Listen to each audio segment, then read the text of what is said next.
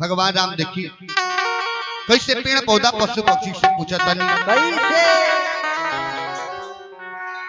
कि पेड़ा पतैया से अरे पेड़ा पतैया से कि पूछे रघुराई तकन गई सीता प्यारी बिहता बताई हो सीता प्यारी बिहता बताई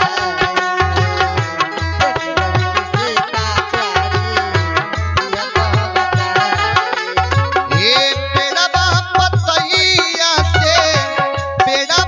पतैया से पूछे रघुराई तकन गई सीता प्यारी बिहता बताई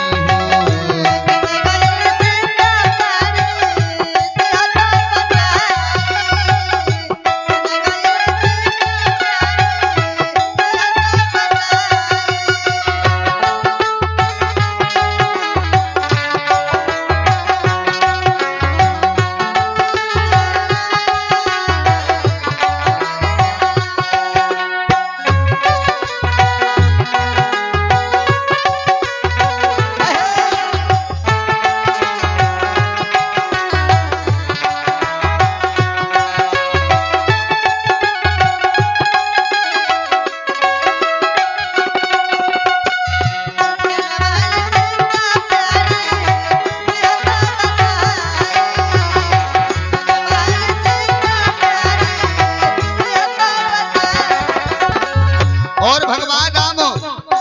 देखी सरकार जे दुनिया की विधाता है जे दुनिया की चलावे वाला बा हां खुद आज संकट में पड़ल बा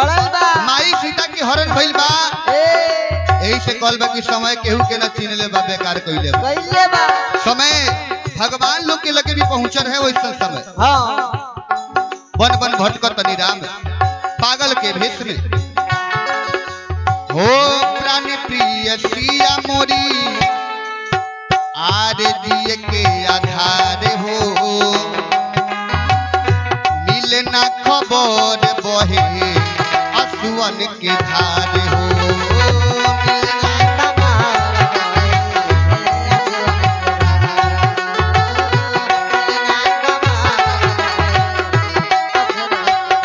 ए प्राण प्रिय सिया मोरी जिए के आधार हो मिले ना खबर बहे असुअन के धार हो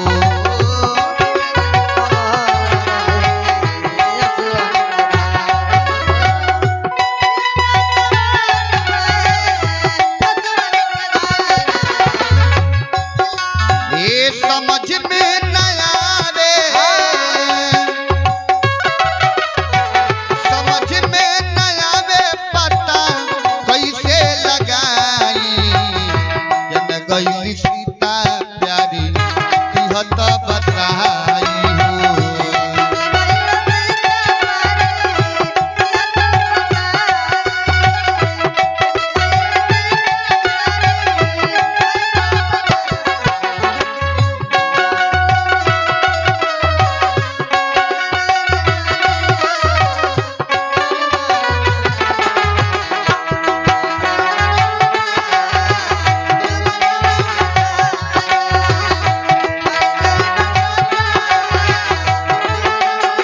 और भगवान राम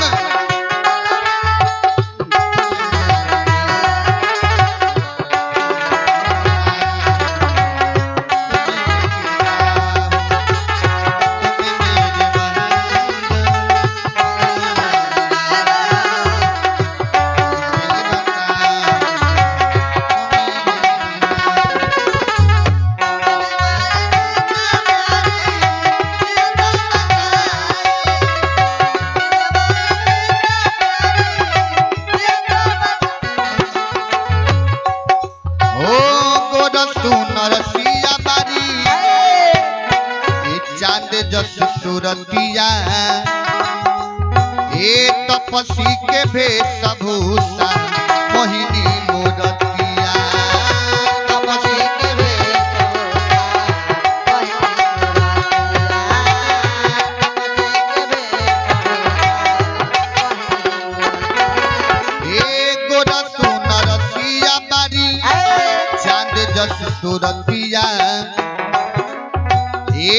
उर्वशी के वेशभूषा मोहिनी मूर्तिया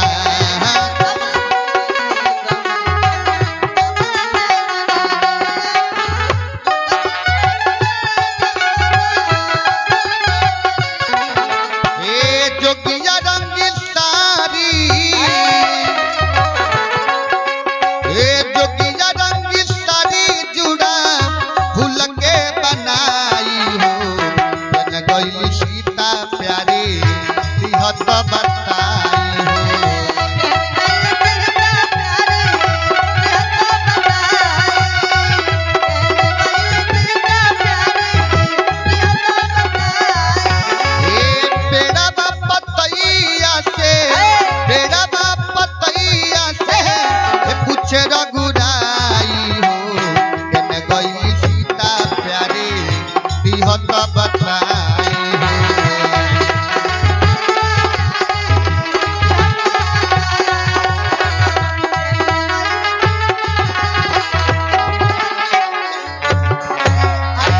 भगवान राम माई सीता की खोजत खोजत पहुंचनी कहा सरकार वो कैसन समय रहे सरकार वो कैसन दिन रहे।